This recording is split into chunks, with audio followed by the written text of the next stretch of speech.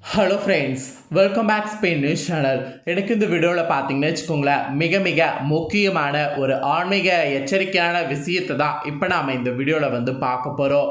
நாளை நாள் பார்த்தீங்கன்னு வச்சுக்கோங்களேன், ஜனவரியுடைய 11ஆம் தேதி. அதே போல் தமிழ் மாதம் பார்த்தீங்கன்னு வச்சுக்கோங்களேன், சோபக்கிரத ஆண்டு 9வது மாதமான மார்கழி மாதத்துடைய 26ஆம் நாள்.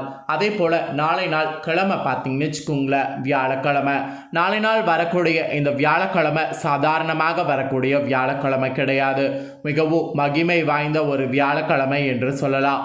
அப்படி என்ன மகிமை வாய்ந்த வியாழக்கிழமைன்னு கேட்குறீங்களா? நாளைய வியாழக்கிழமை பார்த்தீங்கன்னு வச்சுக்கோங்களேன், மிக முக்கியமான அமாவாசை திதியானது வருது. அதுவும் நாளை நாள் அனுமன் ஜெயந்தியும் சேர்ந்து வருது. அனுமன் ஜெயந்தி, அமாவாசை இதெல்லாம் சேர்ந்து வர்றதுனால நாளை நாள் பார்த்தீங்கன்னு வச்சுக்கோங்களேன், மிக விசேஷமான நாளாக கருதப்படுது. இந்த விசேஷமான நாளில் நாம் என்ன மாதிரியான சில விஷயங்களை ஃபாலோ பண்ணும் அப்படிங்கிறத ஆன்மீக ரீதியாக சில விஷயங்களானது சொல்லப்பட்டிருக்கு. அப்படி சொல்லப்பட்ட அந்த விஷயங்களை தான் இப்போ இந்த வீடியோவில் பார்க்க போகிறோம்.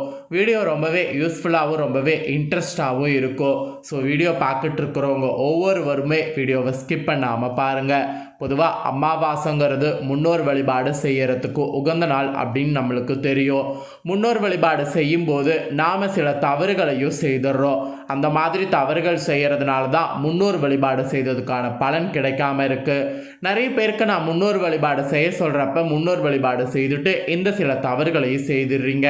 இதை செய்தால் எப்படி பலன் கிடைக்கும்? மேலும் முன்னோர்களுக்கு கோபந்தான் உண்டாகும். அதனால் இந்த அமாவாசை நாளில் மறந்தும் இப்போ நான் சொல்லக்கூடிய இந்த விஷயங்களை செய்யாதீங்க. அப்படி நீங்கள் செய்தீங்கன்னா அது உங்களுக்கு பெரிய ஆபத்தில் முடியும். அமாவாசை நாளான நாளை நாள் மறந்தும் இந்த காரியங்களை செய்துவிடக்கூடாது என்று அறிவுறுத்தப்படுதில்ல, அந்த காரியம் என்னங்கிறத தான் இப்போ நான் இந்த வீடியோவில் டீட்டெயிலாக எக்ஸ்பிளைன் பண்ண போகிறேன். ஸோ வீடியோ ரொம்பவே யூஸ்ஃபுல்லாகவும் ரொம்பவே இன்ட்ரெஸ்டாகவும் இருக்கும். வீடியோ பார்க்கக்கூடியவங்க வீடியோவை இப்போ ஸ்கிப் பண்ணாமல் பார்த்து நாளை நாளில் என்ன செய்யணும் என்ன செய்யக்கூடாது அப்படிங்கிறத தெளிவாக இந்த வீடியோவில் நோட் பண்ணிக்கோங்க. அமாவாசை என்றாலே இருள் சூழ்ந்த நாள் என்று சொல்லலாம். இந்த மாதிரி இருள் சூழ்ந்திருக்கிறதுனால இது மோசமான நாள் அப்படின்ட்டு கருதக்கூடாது. இது ஒரு உன்னதமான நாள் என்று தான் நம்ம நினைத்துக்கணும். இந்த உன்னதமான நாளில் அம்மன் வழிபாடு, முன்னோர்கள் வழிபாடு, குலதெய்வ வழிபாடு இதெல்லாம் செய்யலாம். இந்த 3 வழிபாடு செய்வதற்கு மிகுந்த ஒரு சிறந்த நாள்னா நாளை நாள் வரக்கூடிய இந்த அமாவாசை நாள் தான். இந்த 3 வழிபாடு செய்கிறதுக்கு உகந்த நாளாக நாளை ஒரு நாள் பார்த்திங்கன்னு வச்சுக்கோங்களேன் அமைஞ்சிருக்கு. மேலும் அமாவாசை நாளில் விரதம் மேற்கொண்டு மதியம் இலையில் சாப்பிட வேண்டும். அதே சமயம் நம்ம சாப்பிட்றதுக்கு முன்னாடி அந்த சாதத்தை காகத்துக்கு பார்த்திங்கன்னு வச்சுக்கோங்களேன் உணவு வைத்து பின்னரே நாம் சாப்பிட வேண்டும். இந்த அமாவாசை நாளில் நாம் செய்யக்கூடிய ஒவ்வொரு வழிபாடும் நம்ம முன்னோர்களுக்கு போய் சேரும் என்று சொல்லப்படுது. அவர்களுக்கு சேரக்கூடிய புண்ணியாவும் நமக்கு சேரும் என்று சொல்லப்படுது. நமக்கு மட்டுமின்றி நமது சந்ததிக்கும் சேரும் என்பதை மறந்துவிடக்கூடாது. மேலும் முன்னோர்களுக்கு தர்ப்பணம் கொடுக்க, விரதம் இருக்க நாளை நாள் என்ன செய்யலாம் என்ன செய்யக்கூடாது என்று ஜோதிட ரீதியாக குறிப்பிடப்படுது. அப்படி குறிப்பிடப்பட்ட அந்த விஷயத்தை தான் இப்போ நான் இந்த வீடியோவில் ஷேர் பண்ண போகிறேன். வருடத்தில் எந்த வழிபாட்டை வேண்டுமானாலும் செய்யாமல் இருக்கலாம், ஆனால் முன்னோர் வழிபாட்டை மட்டும் ஒருபோதும் செய்யாமல் இருக்கக்கூடாது என்று ஜோதிட சாஸ்திரமே பார்த்திங்கன்னு வச்சுக்கோங்களேன் தெரிவிக்கிறது.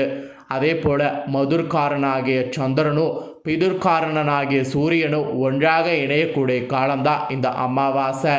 இந்த தினத்தில் மறைந்த முன்னோர்களுக்கு காலையில் எழுந்திரிச்ச உடனே தீதி தர்ப்பணம் செய்து உணவுகளை படையல் மாதிரி ரெடி பண்ணி படையலிட்டு அவர்களுடைய ஆசி பெறும்போது நமக்கு பாக்கியஸ்தானமானது நம்ம ஜாதகத்தில் வலிமை பெறும். இதன் மூலம் நமக்கு இருக்கக்கூடிய திருமண தடை, குழந்தை பிறப்பு தாமதம், வறுமை, நீடித்த நோய், கடன் தொல்லை இந்த மாதிரி போன்ற பிரச்சனைகளில் நீங்கி கர்ம வினைகளுக்கு பரிகாரம் பார்த்திங்கன்னு வச்சுக்கோங்களேன் உடனடியாக நமக்கு கிடைக்கும்.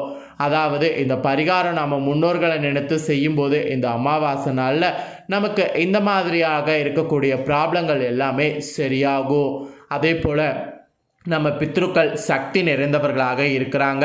அவர்கள் ஆசீர்வாதம் கிடைத்தால்தான் புண்ணியமும் செல்வமும் நமக்கு கிடைக்கும். எனவே நம்மளுடைய வீட்டு வாசலில் காத்திருக்கக்கூடிய நமது முன்னோர்களுக்கு நாளை நாள் தர்ப்பணம் கொடுக்க வேண்டும். காலையில் ஒரு 6:30 மணிக்குள் எந்திரிச்சு குளிச்சு முடிச்சுட்டு தர்ப்பணம் கொடுக்கறது நல்லது. அப்படி கொடுக்க முடியாதவர்கள் சூரியன் மறைவதற்குள்ளாவது நாளை நாள் தர்ப்பணம் கொடுங்க. ஆனால் ராகு காலம், யமகண்டம் ஆகியவை தர்ப்பணத்துக்கு பொருந்தாது. அதனால் அந்த நேரத்தை தவிர்த்திருங்க. மதிய வேளை தர்ப்பணம் செய்ய மிகவும் உகந்தது. தர்ப்பணம் கொடுக்கும்போது உங்களுடைய கோத்திரம், குலதெய்வோ 3 தலைமுறையுடைய பெயர்களை கூறி தர்ப்பணம் கொடுக்க வேண்டும். அதுதான் நாளை நாள் ரொம்ப முக்கியமான விஷயம். அதே போல் அமாவாசை நாளில் யாரெல்லாம் பித்திருக்கள் என்று சொல்லப்படக்கூடிய முன்னோர்களை, பெற்றோர்களை முறையாக வழிபட்டு வணங்கி ஆராதிக்கிறார்களோ அதனால் கிடைக்கக்கூடிய பலன்கள் மொத்தமும் உங்களுக்கு மட்டுமின்றி உங்களுடைய பிள்ளைகளுக்கும் போய் சேரு என்று தர்மசாஸ்திரத்தில் அறிவுறுத்தப்படுது. ஸோ அமாவாசை நாளில் பெற்றோர் இல்லாத கணவன் விரதம் இருக்கலாம். அதே சமயம் கணவன் விரதம் இருக்கிறாரோ, சாப்பிடாமல் இருக்கிறாரோ என்று மனைவியும் விரதம் இருக்கக்கூடாது. கணவன் இருக்கும்போது அவர்களை சுமங்கலிகள் என்று சொல்வார்கள். சுமங்கலிகள் ஒருபோதும் அமாவாசை நாளில் விரதம் இருக்கக்கூடாது. ஆகவே மனைவியானவள் விரதம் இருக்காமல் நாளை நாள் சாப்பிட வேண்டும். இன்னொரு விஷயம், அமாவாசை விரத நாளில் விரத படையலாக மாமனார் மாமியாருக்காக சமைக்கக்கூடிய உணவை வெறும் வயிற்றோடு மருமகள் சமைக்கக்கூடாது என்று சொல்லப்படுது. காலை உணவை எடுத்துக்கொண்ட பிறகுதான் சமைக்க வேண்டும் என்று அறிவுறுத்தப்படுது. ஸோ இந்த ஒரு விஷயத்தை நாளை நாள் பெண்கள் ஃபாலோ பண்ணுங்க. அதுக்கப்புறம் அமாவாசை நாளில் காலையில் தர்ப்பணமானது செய்ய வேண்டும். காலை உணவு எடுத்துக்கொள்ளாமல் இருக்க வேண்டும். பின்னர் நம்ம முன்னோர்களுக்கு பிடித்தமான உணவை இலையில் வைத்து அவர்களுடைய படங்களுக்கு பூக்களிட்டு குடும்பத்தோடு சேர்ந்து வணங்க வேண்டும். பின்னர் காகத்துக்கு நாம் படையல் போட்ட அந்த சமைத்த உணவு அனைத்திலிருந்து கொஞ்சம் எடுத்து வழங்க வேண்டும். இதன் பின்னர் இலையில் உணவு விரதம் இருக்கிறவங்க நாளை நாள் சாப்பிட வேண்டும். முக்கியமாக முன்னோரை நினைத்து 4 பேருக்காவது நாளை நாள் நீங்கள் செய்த உணவை வழங்க வேண்டும். இது இருப்பதிலே மிகப்பெரிய புண்ணியம். இந்த ஒரு புண்ணியத்தை நாளை நாள் நீங்கள் செய்தாகணும். அதே போல் இந்த நாளில் நம்ம முன்னோரை நினைத்து செய்யக்கூடிய எல்லா காரியங்களுக்கும் 3 மடங்கு பலன்கள் நமக்கு வழங்கும் என்பது சாஸ்திரம். ஸோ மாலையில் பார்த்தீங்கன்னு வச்சுக்கோங்களேன், அவங்களுக்கு அவசியம் விளக்கேற்ற வேண்டும்.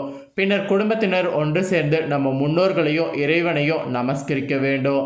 அதேபோல் அமாவாசையான நாளை இரவு தர்ப்பணம் செய்த பின்னாடி, அதாவது நாளை நாள் தர்ப்பண காலையில் கணவர் செய்திருப்பாங்களே, அப்படி தர்ப்பணம் செய்த கணவர்களுக்கு நாளை நாள் அமாவாசை இரவு உணவு பார்த்தீங்கன்னு வச்சுக்கோங்களேன், டிஃபன் சாப்பாடு தான் கொடுக்க வேண்டும். மனைவியானவர் டிஃபனே சாப்பிட்டாலும் கொஞ்சம் கைப்பிடியாவது சாதம் சாப்பிட வேண்டும் என வலியுறுத்தப்படுது. அப்போ தான் மாமனார் மாமியார் ஆசீர்வாதம் முழுமையாக மருமகளுக்கு கிடைக்கும் என்பது ஐதீகம். அதனால் அதையும் நாளை நாள் பார்த்து மருமகளானவங்க ஃபாலோ பண்ணிக்கோங்க. அதாவது பெண்களாக இருக்கிறவங்க ஃபாலோ பண்ணிக்கோங்க. நாளை நாள் என்ன சாப்பிடக்கூடாது என்ற ஒரு இதுவும் சொல்லப்பட்டிருக்கு. அமாவாசை தோறும் ஒவ்வொரு வீட்டு வாசலையும் முன்னோர்கள் நின்று கொண்டு தண்ணீர் பெறுவதற்கு காத்து கொண்டு இருப்பாங்க. நாளை தினம் விரதம் இருப்பவர்கள் வாசலில் கோலம் போடக்கூடாது. அதே சமயம் நாளை நாள் மாமிசம் போன்றவற்றை சாப்பிடக்கூடாது. அது இருக்கிறதுலே ரொம்ப பாவமான செயல். அதே போல் வெங்காய பூண்டு சாப்பிடக்கூடாது. நாளை தினம் யாரையும் கோபமாக கூட பேசக்கூடாது. அந்த மாதிரி கோபமாக பேசுறது, மாமிசம் சாப்பிட்றது, இந்த மாதிரியான செயல்கள் செய்திங்கன்னா நீங்கள் முன்னோர்கள் விரதம் இருந்ததுக்கான பலனே கிடைக்காம போயிடும். அதனால் அந்த மாதிரியான தவறுகளை செய்யாதீங்க. முன்னோர் வழிபாட்டுக்கு உகந்த இந்த அமாவாசை தினத்தில் வீட்டு வாசலில் கோலம் போடுவதையும் ஒரு நாள் தவிர்க்க வேண்டும். முன்னோரை வழிபட்ட பிறகே தெய்வ வழிபாடுகள் நாளை நாள் தொடர வேண்டும். அமாவாசை தினத்தில் வீட்டு வாசலில் கோலம் போடுறது ஒரு பெரிய தடையாகும்.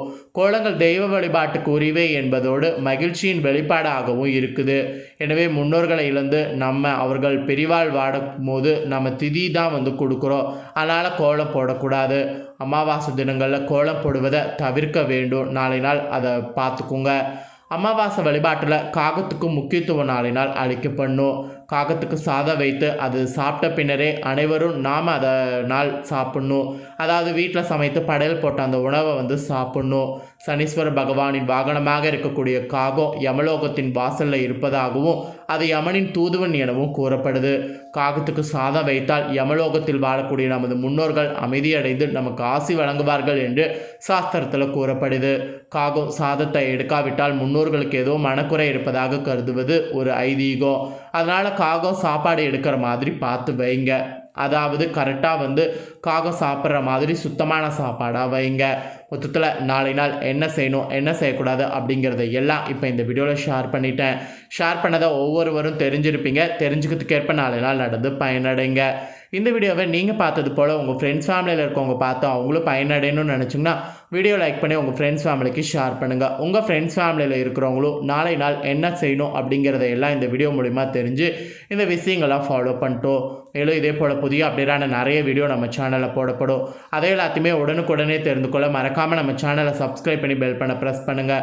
ஃபஸ்ட் டைம் பார்க்குறவங்க சப்ஸ்கிரைப் பண்ணாதவங்க சப்ஸ்கிரைப் பண்ணி பெல் பண்ண ப்ரெஸ் பண்ணிட்டீங்கன்னா நான் போகிற மற்ற அப்டேட்டான எல்லா வீடியோஸும் உடனுக்குடனே தெரிந்து கொள்ளலாம்.